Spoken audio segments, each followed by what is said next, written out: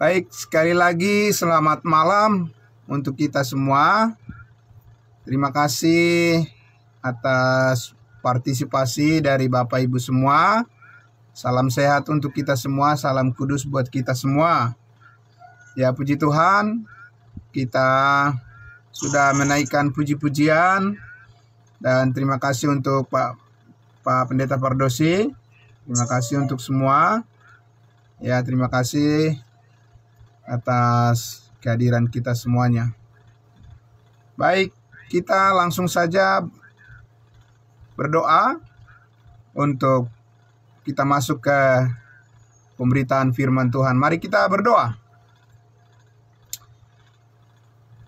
Segala puji dan syukur, terima kasih, hormat dan kemuliaan bagimu Bapa di surga, Tuhan kami Yesus Kristus Juru Selamat yang hidup.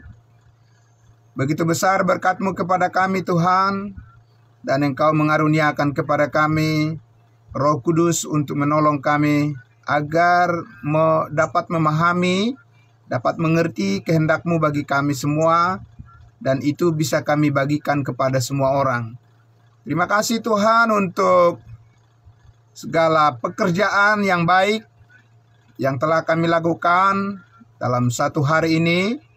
Dan kami percaya Tuhan yang memberkati dan membuat berbuah kehidupan kami. Dan apa yang kami kerjakan, biarlah itu menjadi hormat dan kemuliaan bagi nama Tuhan. Dan kesejahteraan berkat yang besar bagi kami semua, bagi keluarga kami. Terima kasih Tuhan Yesus. Saatnya Tuhan, kami hadir lagi bersama-sama melalui Zoom meeting ini Tuhan. Semua yang sudah hadir maupun yang ada di Facebook yang berpartisipasi melalui live streaming, Tuhan memberkati mereka semua, memberkati keluarga mereka semua, dan memberikan kami kekuatan baru untuk selalu datang mengenal kasih karunia-Mu. Terima kasih Bapa di surga. Kami serahkan ke dalam tangan Tuhan, bimbing kami, ya Roh Kudus, untuk lebih mengerti lagi apa yang menjadi kehendak-Mu bagi kami, untuk kami bisa melayani Tuhan lebih baik lagi. Terpuji-puji nama-Mu Bapa, di dalam nama Tuhan Yesus kami berdoa. Haleluya, amin. Amin. Ya, terima kasih, selamat malam semuanya. Bapak Ibu yang dikasihi Tuhan Yesus, senang sekali malam hari ini kita kembali lagi berjumpa di dalam acara Kamis Ministry kita. Ya, terima kasih untuk semuanya. Salam sehat semuanya. Sekali lagi salam buat kita semua. Puji Tuhan. Ya, Bapak Ibu yang dikasihi Tuhan Yesus, ini adalah bagian yang ketiga dari topik yang masih sama kita bahas tentang Roh Kudus ya. Ya, dan kita akan memasuki bagian di mana bagian yang ketiga ini kita akan sama-sama nanti melihat lebih jelas lagi. Ya, jadi sebetulnya apa perbedaan daripada menerima Roh Kudus dan mempersilahkan Roh Kudus bekerja dalam kehidupan kita, ya. Menerima pribadi daripada Roh Kudus itu berbeda dengan mempersilahkan menyambut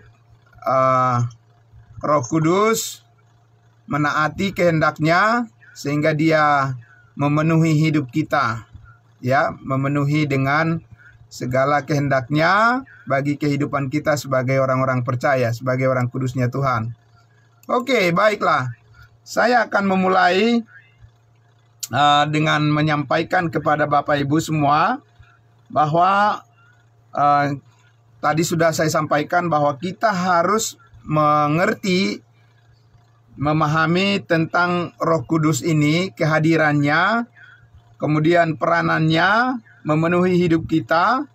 Dan ini banyak disalahpahami orang ya. Banyak orang yang salah mengerti, tidak bisa membedakan sekali lagi bagaimana proses atau pengalaman kita menerima pribadi Roh Kudus dan selanjutnya mengalami bimbingan, pimpinan daripada Roh Kudus untuk menuntun hidup kita dengan kuasanya, dengan kehendaknya, dengan firman-Nya. Nah, sering ini campur aduk ya.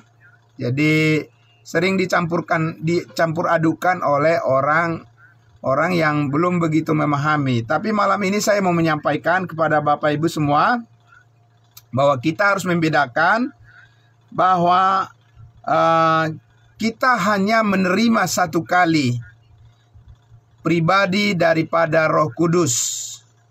Ulang sekali lagi, kita hanya menerima satu kali saja pribadi daripada Roh Kudus itu untuk tinggal di dalam diri kita, dalam kehidupan kita, tinggal di dalam hati kita secara permanen. Nah, itu ya, yang pertama. Ya, kemudian tentunya setelah Roh Kudus itu tinggal di dalam kehidupan kita secara permanen, Roh Kudus itu juga bekerja menolong kita, melakukan kehendaknya dalam kehidupan kita, membimbing kita, memberikan kita pengertian, ya, memberikan kita talenta dan sebagainya yang sebentar akan kita lihat, dan membuat hidup kita berbuah, ya. Nah, jadi itulah yang berkali-kali terjadi memenuhi hidup kita. Jadi kita bedakan ketika kita menerima Roh Kudus, ya, itu pertama kali disitulah kita dipenuhi oleh Roh Kudus secara pribadinya, itu ya. Jadi bukan berulang-ulang gitu ya. Jadi bukan Roh Kudus itu datang dan pergi, ya kan? Roh Kudus itu kita undang baru datang gitu ya, baru hadir. Dia hadir terus dalam kehidupan kita, amin. Tapi bisa saja Roh Kudus tidak bekerja di dalam kehidupan kita. Nah, karena apa? Nah, tentunya karena Roh Kudus mau kita mempersilahkan Roh Kudus itu mengerjakan kehendaknya dalam kehidupan kita. Kita mau menaklukkan kehendak kita kepada kehendaknya, ya. Nah, dan itulah proses belajar mematangkan, mendewasakan kita. Nah, jadi Bapak Ibu yang dikasihi Tuhan Yesus, kita akan membuka Efesus pasal 1, ya, untuk menegaskan lagi, ya, untuk membedakan supaya jangan jangan terjadi kontradiksi atau pertentangan di dalam bahasa kita, ya kan? Bagaimana kita berbicara tentang Roh Kudus itu sendiri, ya. Efesus pasal 1 ayat 13, langsung saja saya akan membacakan. Di dalam Dia kamu juga, karena kamu telah mendengar firman kebenaran, yaitu Injil keselamatanmu, di dalam Dia, di dalam Yesus kamu juga ketika kamu percaya dimeteraikan dengan Roh Kudus yang dijanjikannya itu. Disinilah kita pertama kali menerima karunia pribadi Roh Kudus, ya. Bedakan karunia-karunia yang dikaruniakan oleh Roh Kudus itu berbeda. Jadi Roh Kudus itu dikaruniakan oleh Allah kepada kita itu satu kali saja pribadinya, tinggal tetap permanen dimeteraikan, dan selamanya Roh Kudus akan mendiami tubuh kita sebagai apa? Baitnya Roh Kudus, ya, di mana Roh Kudus tinggal. Karena tubuh kita sudah ditebus dan lunas dibayar, maka sekarang kita diminta untuk mempersembahkan tubuh kita yang sudah ditebus itu untuk memuliakan Tuhan. Dan Roh Kuduslah yang membimbing kita untuk bisa melakukan kehendaknya. Nah, jadi sekali lagi, Roh Kudus dikaruniakan kepada kita bukan berkali-kali, ya. Jadi Roh Kudus bukan diundang kemudian datang, besok diundang lagi datang, kapan perginya, ya, begitu ya. Bapak Ibu. Jadi kita harus mantap dalam pemahaman itu dulu, ya. Nah, jadi dikatakan tadi di ayatnya coba kita lanjutkan ayatnya yang ke-14. Dan Roh Kudus itu adalah jaminan, garansi, ya, jaminan, meterai bagian kita, jaminan bagian kita sampai kita memperoleh seluruhnya. Seluruhnya apa? Seluruhnya yang dijanjikan oleh Allah itu berkat yang Tuhan sediakan bagi kita itu dijamin oleh Roh Kudus. Ya, Roh Kudus yang menjaminnya sampai kita memperoleh seluruh janji Allah. Dan tentunya janji Allah yang akan diwujudkan secara sempurna dalam kehidupan kita adalah pada saat kita berjumpa dengan Dia nanti. Amin. Itu yang disebut dengan pada saat kita diangkat di awan-awan berjumpa dengan Tuhan. Sampai situ, ya, sampai saat itu tiba, hari itu tiba, Roh Kudus adalah apa? Jaminan, ya. Jadi sampai nanti kita diberikan tubuh kebangkitan yang baru, ya, melepaskan tubuh yang lama ini, ya, tubuh yang berdosa digantikan dengan tubuh yang mulia sama seperti tubuh Kristus yang sudah bangkit dari antara orang mati, tubuh sorgawi, tubuh yang kekal, tubuh yang mulia. Sampai situ, sampai pada saat itu dan selamanya dan seterusnya, Roh Kudus yang menjadi jaminan kita. Maka sekali lagi kita menerima karunia Roh Kudus secara pribadinya, ya, secara utuh itu hanya satu kali saat kita percaya Injil kasih karunia, yaitu saat kita percaya kabar baik tentang Yesus Kristus yang sudah disalibkan. Dia mati untuk mengampuni segala dosa kita. Dan pada saat itu kita langsung dimeteraikan dengan Roh Kudus sebagai jaminan. Nah, lalu ya selanjutnya apa? Apakah Tuhan, ya sudah, kalau sudah dimeteraikan dengan Roh Kudus dibiarkan begitu saja kita? Tidak. Amin, Bapak Ibu. Dia mau agar kita memenuhi kehendaknya, kehendak Tuhan yang lainnya, yang berkaitan dengan bagaimana hidup kita dipenuhi. Nah, itu ya, dipenuhi lagi oleh Roh Kudus. Dipenuhi oleh Roh Kudus, bagian apa yang dipenuhi? Roh Kudus mengaruniakan kita, apa lagi yang mau dikaruniakan Roh Kudus pada kita? Kalau kita sudah mempunyai Roh Kudus, terus apakah Roh Kudus mempunyai maksud dan tujuan yang lain lagi dalam kehidupan kita? Tentu saja. Amin. Nah, untuk itu mari kita baca Efesus pasalnya yang ke-5. Bapak Ibu ya, Efesus pasal yang ke-5, Efesus pasal 5, ayatnya yang ke-18. Saya akan membacakan untuk kita sampai ayatnya yang ayatnya yang ke-18.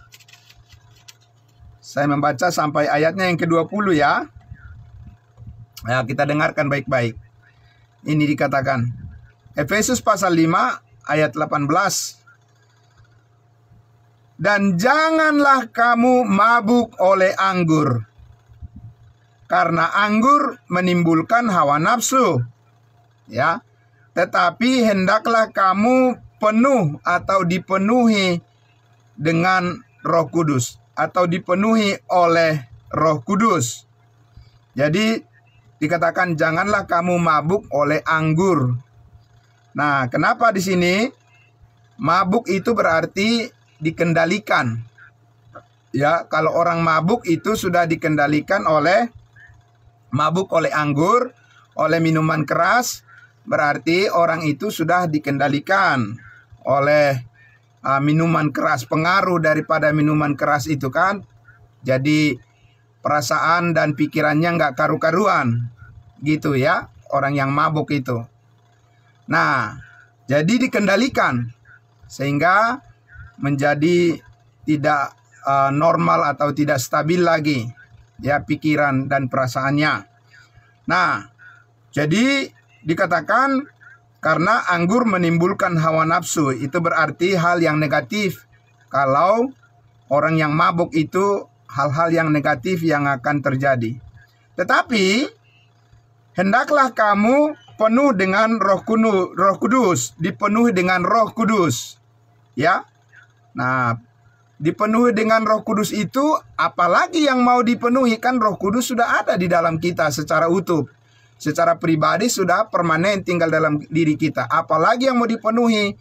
Dipenuhi dengan kuasanya. Amin. Ya, bukan dipenuhi dengan pribadinya lagi, tapi dipenuhi dengan kuasanya. Dipenuhi dengan kehendaknya, dipenuhi dengan pekerjaannya.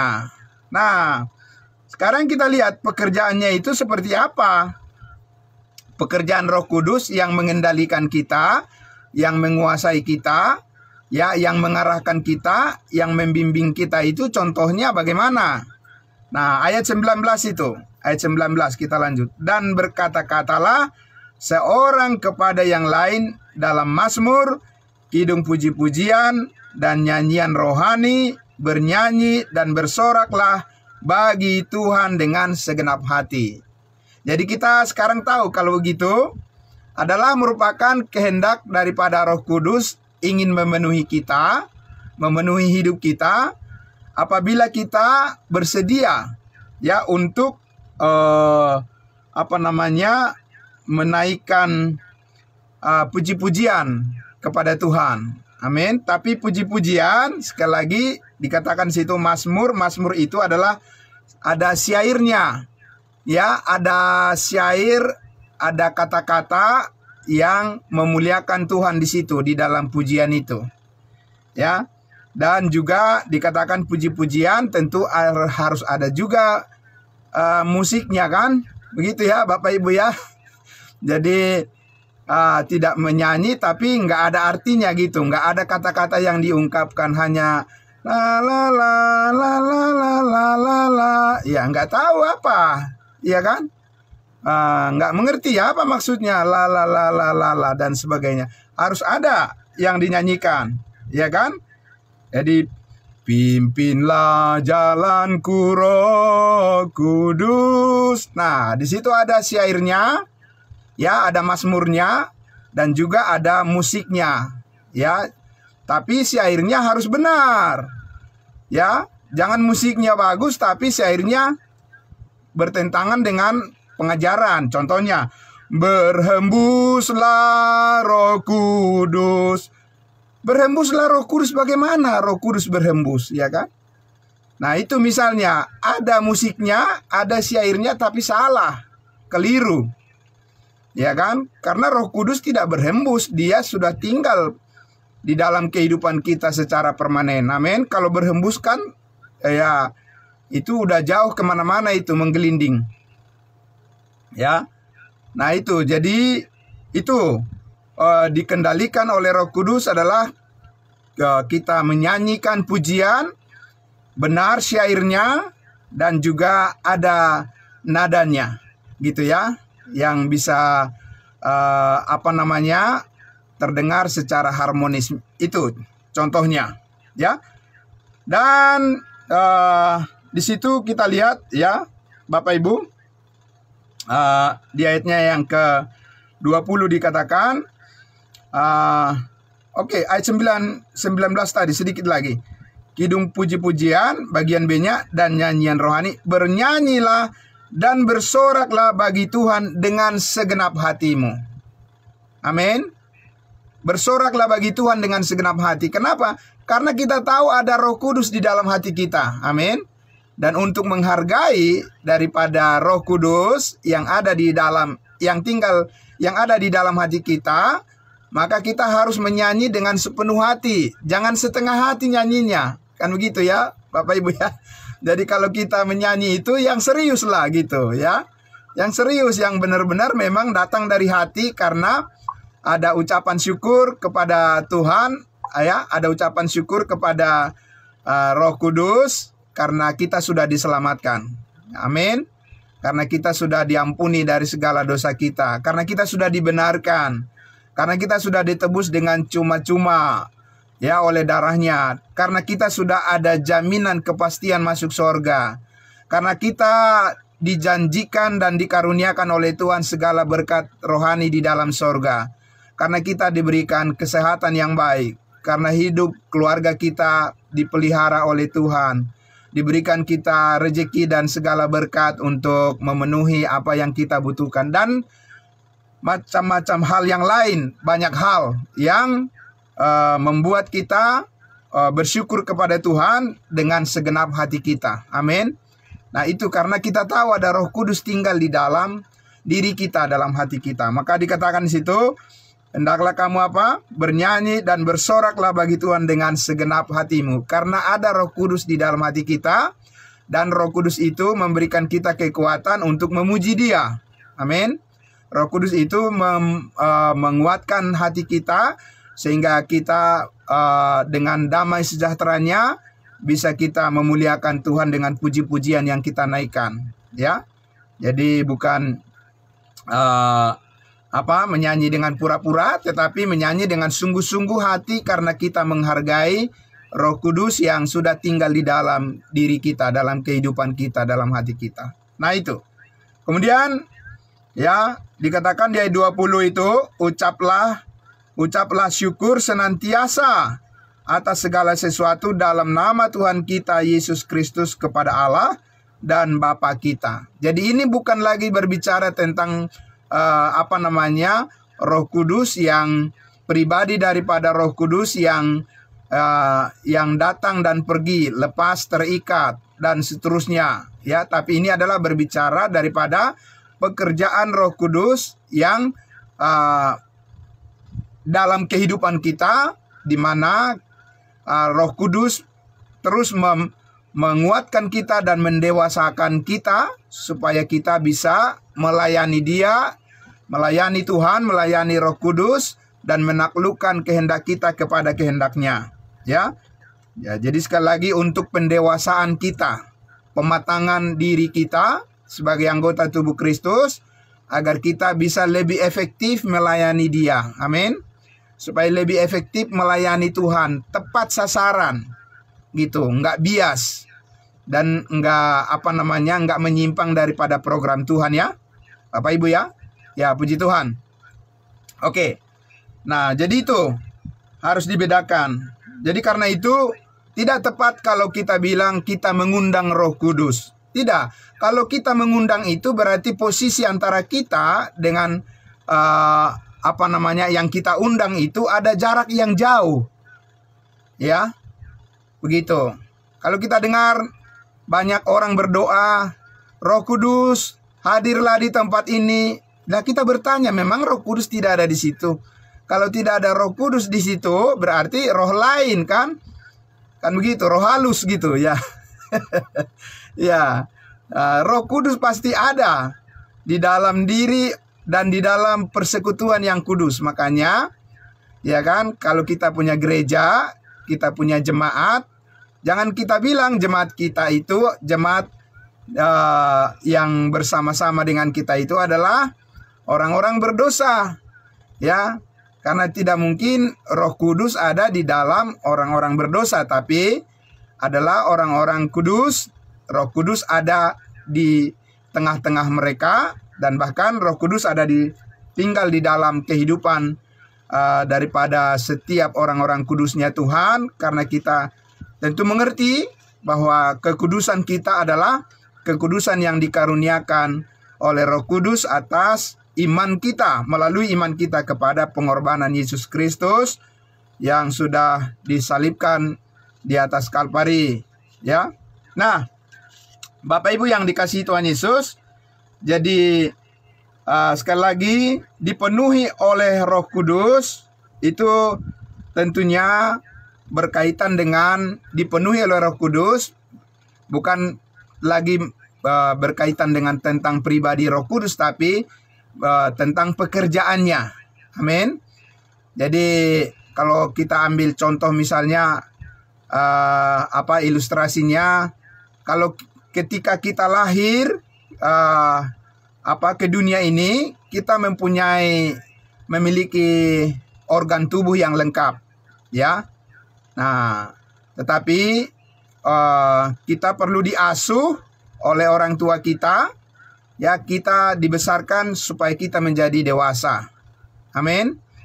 Jadi bukan berarti kalau dikasih makanan, dikasih minuman, waktu kita masih baby, masih masih balita, kemudian tangan kita menjadi bertambah, jari kita menjadi bertambah. Wah, jadi banyak kalau begitu ya. Tidak begitu, ya kan? Ya, ya, nggak kehitung kalau begitu ya.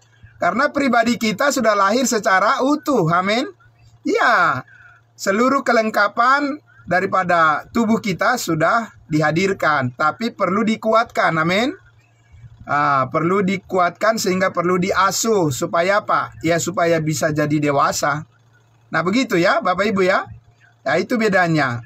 Jadi kita akan lihat bahwa Roh Kudus akan memenuhi kita dengan kebenaran, dengan perkataan firman, ya, dengan nyanyian yang benar-benar bisa dimengerti dengan baik.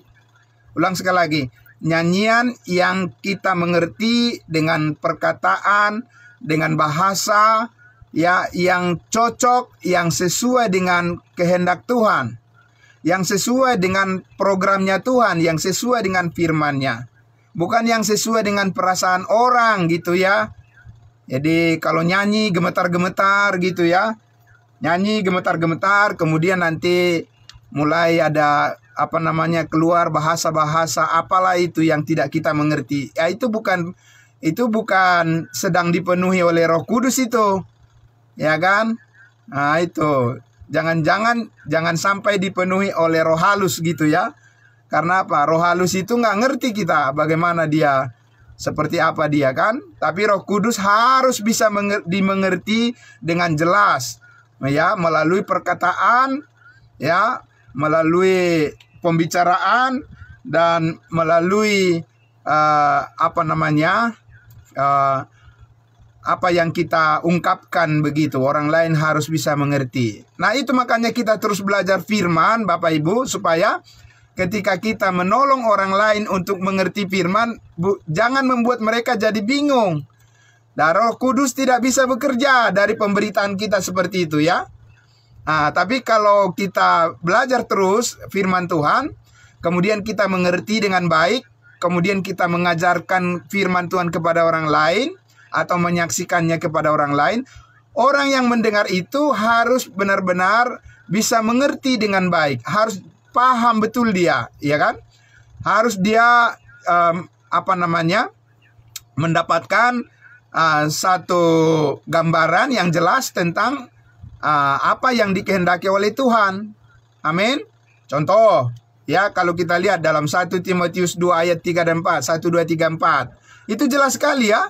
Jelas sekali Roh Kudus membimbing kita dengan ayat firman 1 Timotius 2 ayat 3 dan 4. Itulah yang baik dan yang berkenan kepada Allah, ya, juru selamat kita, yang menghendaki supaya semua orang diselamatkan dan memperoleh pengetahuan akan kebenaran. Itu jelas sekali kan, Bapak Ibu ya. Ya, jelas sekali tuh, daripada misalnya saya ya, itu kan apa itu? Nggak ngerti maksudnya apa. Ya gitu ya. Jadi yang mana yang benar, yang mana yang tidak benar, ya itu harus benar-benar kita pilah dengan baik kalau kita mau melayani, kan begitu ya. Jangan membuat orang lain jadi bingung. Harus membuat orang lain yang mendengarkan itu diyakinkan gitu ya.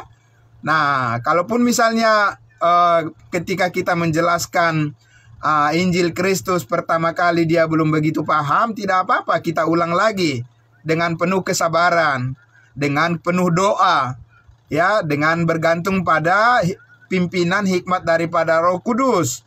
Karena tujuan kita melayani itu, ya, bukan tujuan kita melayani supaya orang lain melihat kita hebat, supaya dapat pujian, ya kan, atau supaya kita merasa nyaman-nyaman saja, ya kan, atau kita hanya mengekspresikan emosi kita, kan begitu ya Bapak Ibu ya. Tapi tujuan kita adalah agar orang lain itu mengerti apa yang dikehendaki oleh Tuhan, amin. Nah, itu yang dipenuhi oleh Roh Kudus. Nah, karena itu Bapak Ibu, Sedikit lagi saya mau jelaskan mengenai Kisah Para Rasul 2, karena sudah kita bahas pada hari Kamis yang lalu. Sedikit saja saya saya gambarkan lagi. Ketika Roh Kudus turun ke atas murid-murid Yesus, orang-orang Israel pada saat itu di hari Pentakosta, kemudian dikatakan ketika Roh Kudus turun atas mereka, kemudian mereka diberikan kemampuan untuk apa? Untuk berbahasa-bahasa lain, berbahasa-bahasa lidah. Ya, katakanlah berbahasa roh gitu ya, supaya kita pahami bahasa roh itu memang bahasa yang dimengerti oleh manusia. Ya, betul ya Bapak Ibu ya. Bahasa yang dimengerti oleh manusia. Dari mana kita tahu?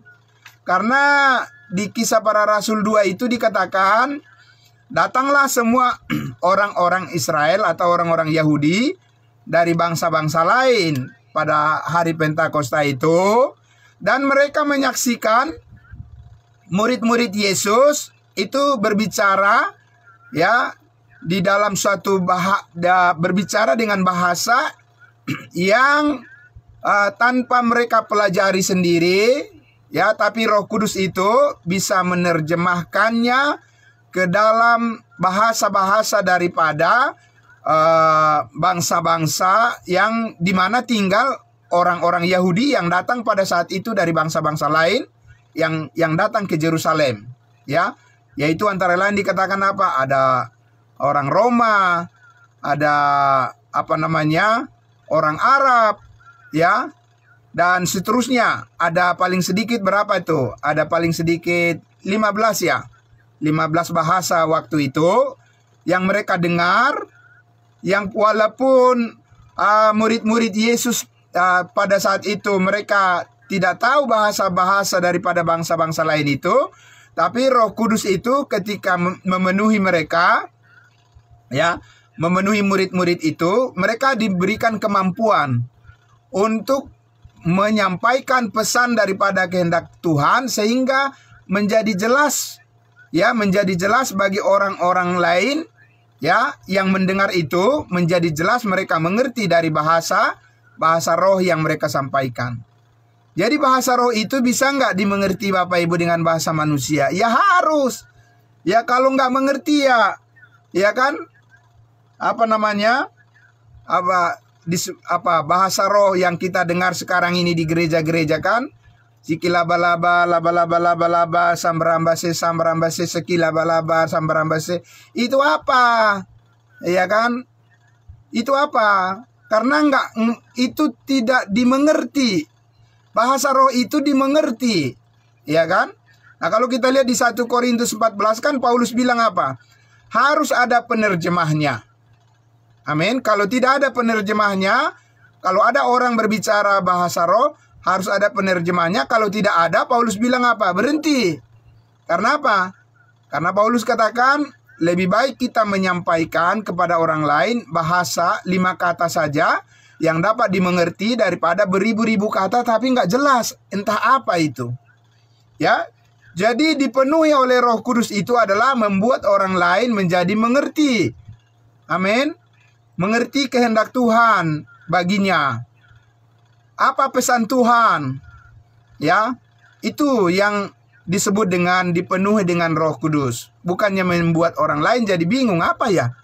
Mereka ngomong apa ya? Ya, jadi kelihatan kacau seperti itu. Ya. Nah, jadi Bapak Ibu yang dikasihi Tuhan Yesus, karena itulah ya sekali lagi jangan berusaha untuk membuat arti daripada dipenuhi Roh Kudus itu adalah seolah-olah ada sesuatu yang tidak bisa dimengerti. Oh, itu tidak. Itu bukan pekerjaan Roh Kudus ya. Bukan pekerjaan Roh Kudus itu. Pekerjaan Roh Kudus adalah membuat orang lain mengerti sebaik-baiknya apa yang kita katakan dan apa yang kita lakukan. Amin. Yaitu, karena itu adalah kehendak Tuhan. Jadi Bapak Ibu yang dikasihi Tuhan Yesus, karena itulah gambaran daripada gambaran hidup kita sebagai tubuh Kristus saat ini yang dipenuhi oleh Roh Kudus itu begitu indah, ya. begitu sangat indah dan mulia saat ini digambarkan oleh Rasul Paulus.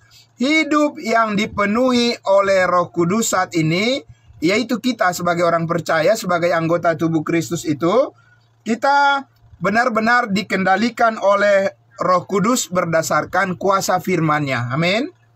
Sekali lagi ini ya, penting. Kenapa?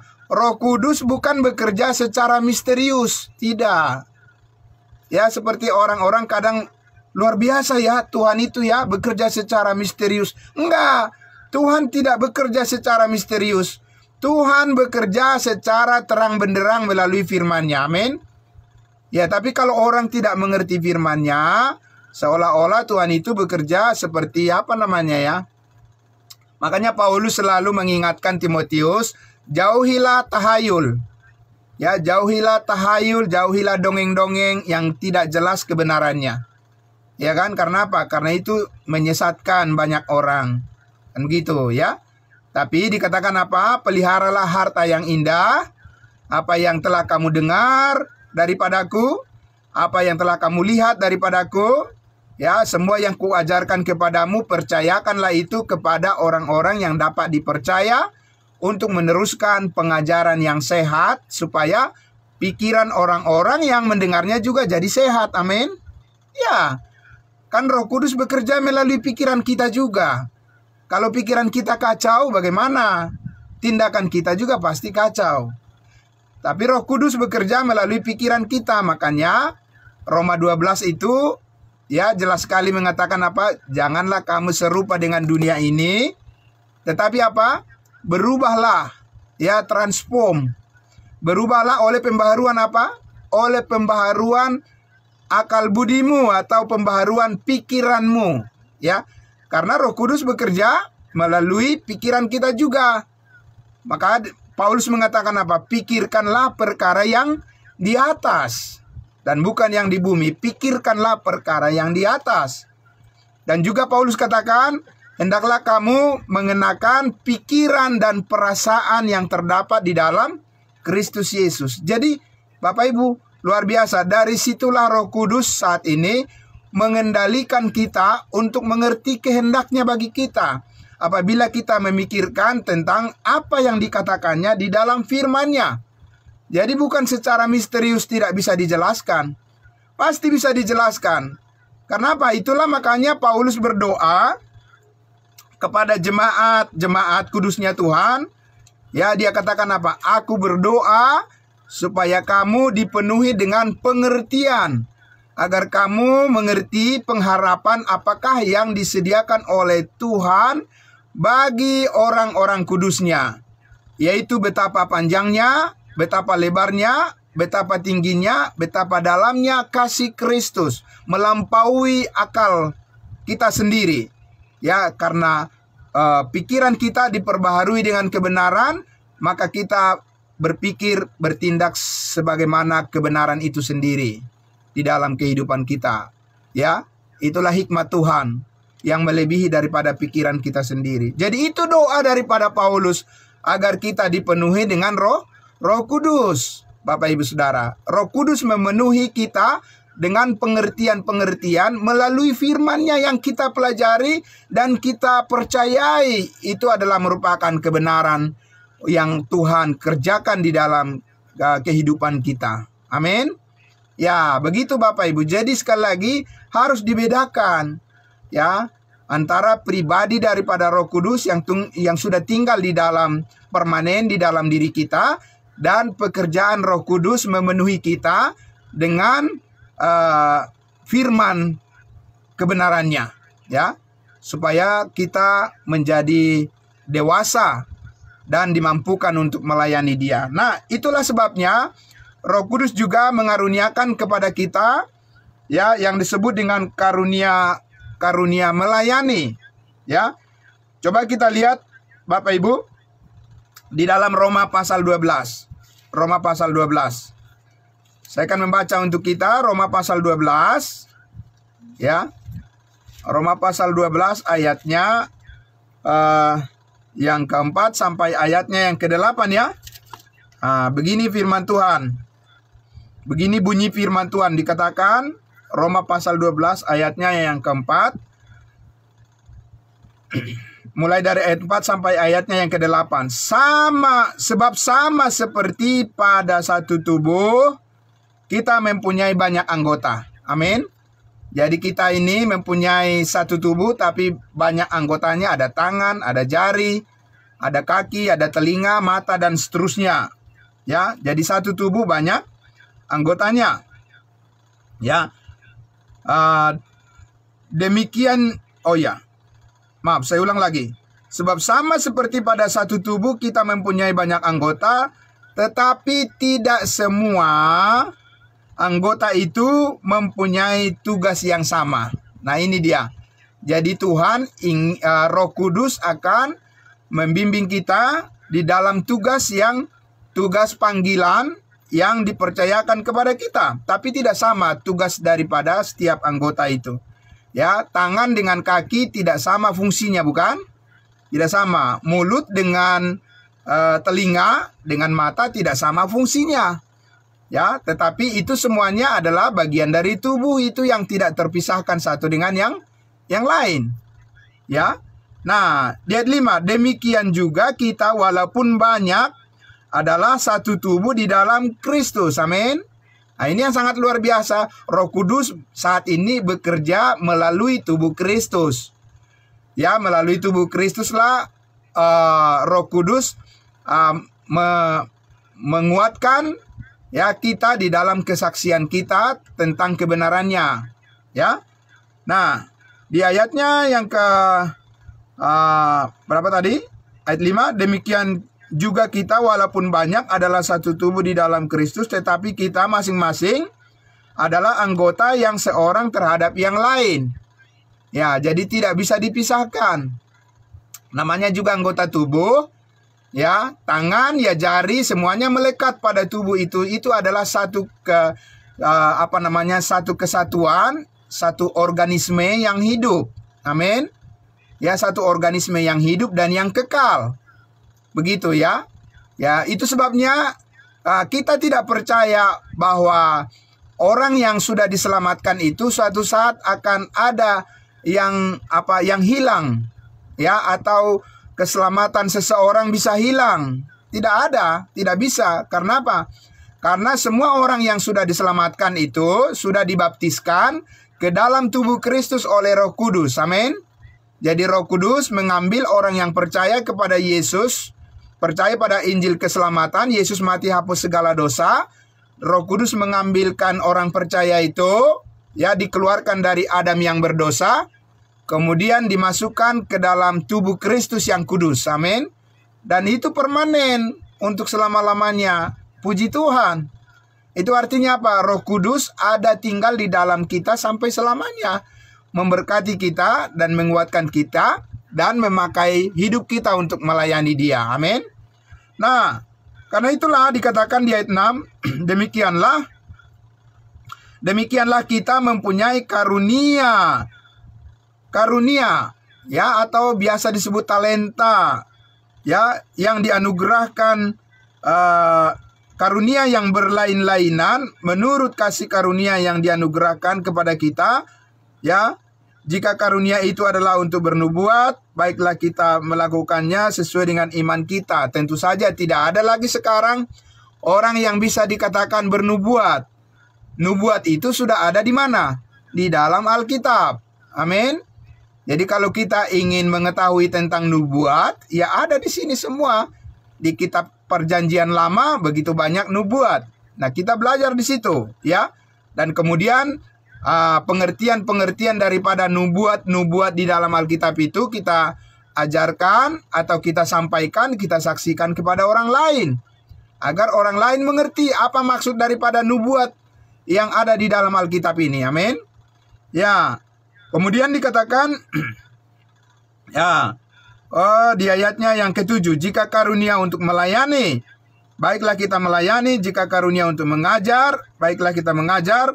Jika karunia untuk menasihati, baiklah kita menasihati. Siapa yang membagi-bagikan sesuatu, hendaklah ia melakukannya dengan hati yang ikhlas.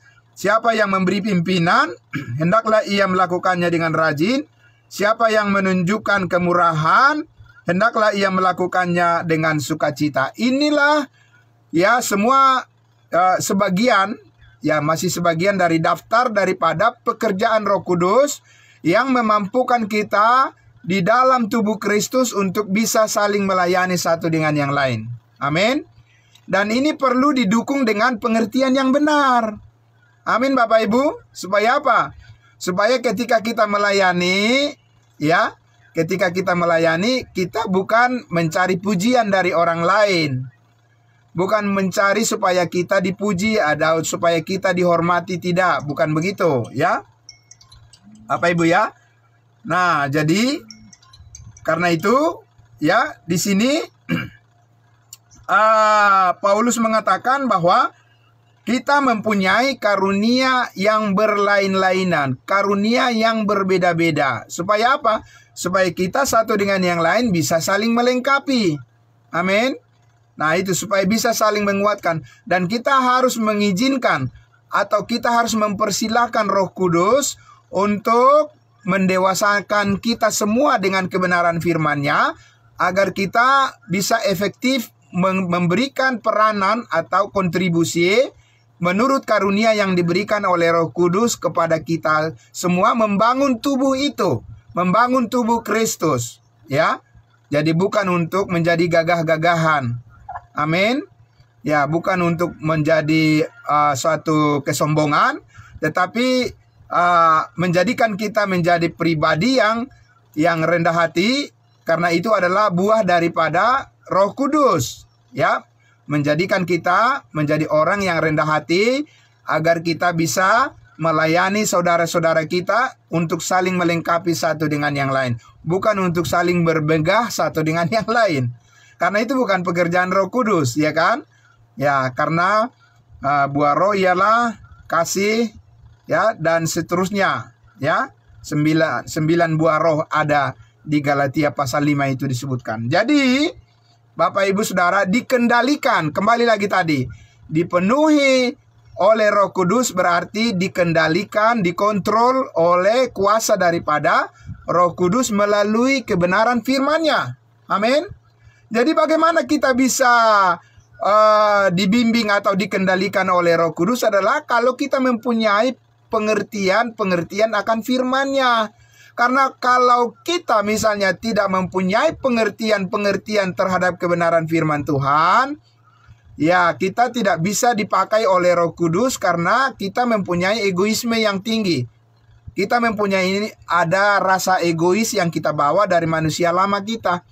Ya Bapak Ibu ya. Nah itu saat ini. Jadi Roh Kudus mengendalikan kita, memenuhi kita, ya, dengan pekerjaannya, dengan kita bersedia menerima pengetahuan yang benar, sehingga dengan pengetahuan yang benar itulah kita mengerti bahwa kita diarahkan oleh Roh Kudus untuk saling melengkapi, saling mendukung satu dengan yang lain, ya. Nah, supaya kita tentunya kita tahu apa dari semua yang kita lakukan, ya, itu adalah dikatakan apa? Suatu saat nanti Tuhan akan mengaruniakan kepada kita upah yang besar, ya, emas, perak, dan batu permata, dan bukan kayu, rumput kering, dan jerami. Jadi itu adalah sekali lagi karunia yang diberikan kepada kita oleh Roh Kudus, ya. Itu sebabnya kita memperoleh upah di surga itu juga bukan karena hasil usaha kita, tetapi itu adalah hasil daripada pekerjaan Roh Kudus, yang mana kita mempersilahkan Dia melakukannya melalui kita. Amin. Jadi ulang sekali lagi Bapak Ibu, ya, bukan kalau kita percaya keselamatan karena kasih karunia, bukan karena perbuatan, lantas maka Tuhan tidak menginginkan perbuatan baik dari kehidupan kita. Tentu saja, ya, tentu saja Roh Kudus menginginkan kita melakukan perbuatan yang baik, tapi perbuatan baik yang dihasilkan berdasarkan pengertian yang benar kepada firman Tuhan. Sehingga itulah Roh Kudus bekerja melalui kita dan menghasilkan buah roh. Amin. 9 buah roh. Nah, Bapak Ibu Saudara, yang terakhir adalah saya mengajak kita untuk melihat bagian yang ada di dalam 2 Korintus pasal 12. Nah, ini ayat firman Tuhan yang terakhir yang mau saya sampaikan dalam pemaparan saya malam hari ini. Ya, pembelajaran kita tentang Roh Kudus, bagian yang ketiga di topik ini. 2 Korintus pasal 12.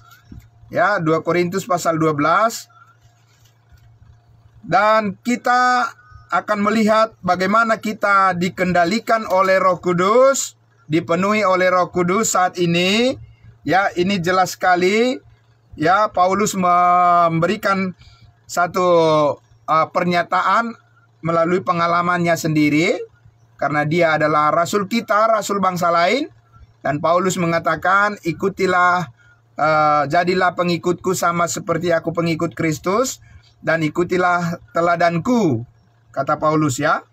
Nah, kita lihat bagaimana pengalaman Paulus di dalam 2 Korintus pasal 12 ayatnya, mulai dari ayatnya yang ke-7 sampai ayat 10 ya. Dan dikatakan 2 Korintus 12 ayat 7 sampai 10. Dan supaya aku jangan meninggikan diri, karena penyataan-penyataan yang luar biasa itu sudah dijelaskan di atas, di mana Paulus pernah diangkat ke Firdaus, ya, ke surga untuk menerima firman kasih karunia yang kita peroleh saat ini, ya, dalam surat-surat Rasul Paulus. Dia katakan supaya jangan meninggikan diri dengan pengalaman-pengalaman itu, ya, penyataan-penyataan yang luar biasa itu, maka aku diberi suatu duri di dalam dagingku, yaitu seorang utusan iblis untuk menggocok aku, supaya aku jangan meninggikan diri. Ini apa maksudnya? Ya, apakah ada iblis di dalam tubuhnya Paulus? Ya, tentu saja tidak ada. Karena Paulus bilang adalah, tidak tahukah kamu bahwa tubuhmu adalah bait daripada Roh Kudus? Tidak mungkin, Yesus juga bilang, tidak mungkin tinggal di satu tempat yang bermusuhan, kan begitu ya? Ya, jadi hanya Roh Kuduslah yang tinggal di dalam kehidupan Paulus, ya. Dan tubuhnya adalah bait daripada Roh Kudus. Tapi di sini dikatakan di dalam dagingnya, di dalam tubuhnya itu ada semacam penyakit, ya, yang sangat berat, ya. Penyakit yang parah begitulah di dalam tubuhnya Paulus itu, ya. Nah, itu penyakit itu tentunya bisa membuat Paulus juga menjadi kendor semangatnya dalam melayani Tuhan, tapi ternyata tidak. Karena apa? Ya, di ayatnya yang ke-8 dikatakan tentang hal itu, aku sudah 3 kali berseru kepada Tuhan supaya utusan iblis itu mundur daripadaku, supaya itu tidak menjadi batu sandungan bagi orang lain, ya. Tetapi kita lihat apa yang dikatakan oleh Tuhan kepada Paulus. Jawabannya adalah ayat 9, tetapi jawab Tuhan kepadaku apa? Cukuplah kasih karuniaku bagimu. Amin. Nah, jadi Roh Kudus sekarang mencukupkan kita di dalam segala apa yang kita butuhkan untuk bisa terpenuhi apa yang menjadi kehendaknya bagi kita. Itu dikatakan apa? Cukuplah kasih karuniaku bagimu. Jadi kasih karunia Tuhan memenuhi kekurangan-kekurangan yang ada pada kita. Amin. Ya, kita masih kurang dalam melayani, masih kurang di dalam kita mungkin dalam berkata-kata, masih kurang kita di dalam hal memberitakan Injil Kristus, masih kurang kita di dalam hal memahami kehendaknya, firman-Nya. Tapi percayalah, kasih karunia Tuhan ada kecukupan, bahkan lebih daripada cukup, ya. Cukup bagi kita. Itu yang menjadi andalan kita. Sebab justru dalam kelemahan kuasaku menjadi sempurna. Sebab itu terlebih suka aku bermegah atas kelemahanku, supaya kuasa Kristus turun menaungi aku. Ayat 10. Karena itu aku senang dan rela di dalam kelemahan, di dalam siksaan, di dalam kesukaran, di dalam penganiayaan, dan di dalam kesesakan oleh karena Kristus. Sebab jika aku lemah, maka aku kuat. Bapak Ibu Saudara, tentunya Paulus ingin mengatakan masalah-masalah persoalan di dalam kehidupan kita sehari-hari yang kita hadapi di dunia ini, itu bisa saja mengendorkan semangat kita untuk memuliakan Tuhan. Betul ya? Ya, bisa saja itu membuat kecut ya orang-orang percaya mundur dari semangatnya melayani Tuhan, belajar firman Tuhan. Bisa jadi. Tapi Paulus mengatakan, justru aku di dalam kelemahan aku menjadi kuat, supaya kasih karunia Tuhan menaungi aku, kata Paulus. Ya. Dan karena itulah Paulus mengatakan di 1 Korintus 15, aku ya kasih karunia Tuhan tidak sia-sia bagiku, karena justru aku diberikan kemampuan untuk bekerja lebih keras daripada semua yang lain, tetapi bukan aku melainkan kasih karunia Tuhan. Jadi, Bapak Ibu Saudara, saat ini Roh Kudus ingin memenuhi ya hidup kita, memenuhi kehidupan kita ya dengan kehendaknya melalui kasih karunia-Nya, di mana kita ya Allah menghendaki kita hidup di dalamnya, di dalam pekerjaan baik yang telah dipersiapkan Allah bagi kita, supaya hidup kita dipenuhi oleh Roh Kudus, sehingga kita menjadi pribadi-pribadi yang dewasa di dalam Kristus dan sanggup melayani Dia dengan sesuai dengan apa yang dikehendakinya. Ya, jadi Bapak Ibu Saudara yang dikasihi Tuhan Yesus, bersyukurlah kalau kita terus diperlengkapi oleh kasih karunia Allah, ya, dengan tujuan supaya kita dimampukan oleh Roh Kudus dan kita diberikan hikmat, bijaksana, dan firman yang kita mengerti itu kita terapkan di dalam kehidupan kita tepat seperti yang dikehendakinya. Semuanya untuk kemuliaan nama Tuhan Yesus dan sukacita kita bersama sebagai tubuh Kristus. Tetap semangat Bapak Ibu Saudara, karena ada Roh Kudus yang memenuhi kehidupan kita. Dengan segala kuasanya kita dimampukan untuk memuliakan Dia dari dulu, sekarang, sampai selama-lamanya. Tuhan Yesus memberkati kita semuanya. Ya, baik yang ada di ruangan Zoom yang sangat luar biasa, Zoom meeting ini, maupun yang ada di live streaming Facebook yang mengikuti. Terima kasih. Tuhan Yesus memberkati kita semuanya. Haleluya, amin. Mari kita berdoa. Bapa di surga, terima kasih Tuhan.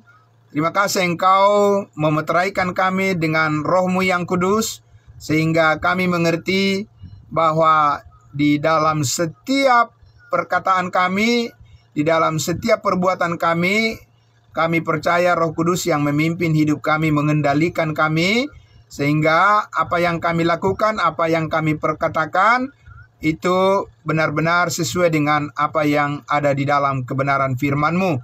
Untuk Engkau pakai hidup kami menolong banyak orang, dan juga saling melengkapi sesama anggota tubuh Kristus. Terima kasih Tuhan Yesus. Kami ingin bertumbuh lebih kuat lagi Tuhan. Biarlah Roh Kudus memenuhi kami dengan buah roh, sehingga kami tahu Bapa, suatu saat nanti ketika kami berjumpa dengan Yesus Kristus di kursi pengadilan Kristus, kami percaya Tuhan mengaruniakan kepada kami upah yang besar, mahkota kemuliaan. Terima kasih Bapa di surga, kuatkan kami, mampukan kami semua saudara-saudara kami yang penuh dengan rendah hati, yang selalu ingin diperlengkapi dengan kebenaran firman-Mu, Roh Kudus yang bekerja dalam kehidupan mereka semua. Terima kasih Bapa di surga, di dalam nama Tuhan Yesus kami berdoa. Haleluya, puji Tuhan, amin. Amin, terima kasih kembali kepada hambanya, kepada Ibu Ria, untuk memimpin kita dalam sesi diskusi atau sharing firman Tuhan. Terima kasih, Tuhan memberkati. Ya, shalom. Terima kasih Pak Ya. Mamora atas pemaparan firman Tuhan.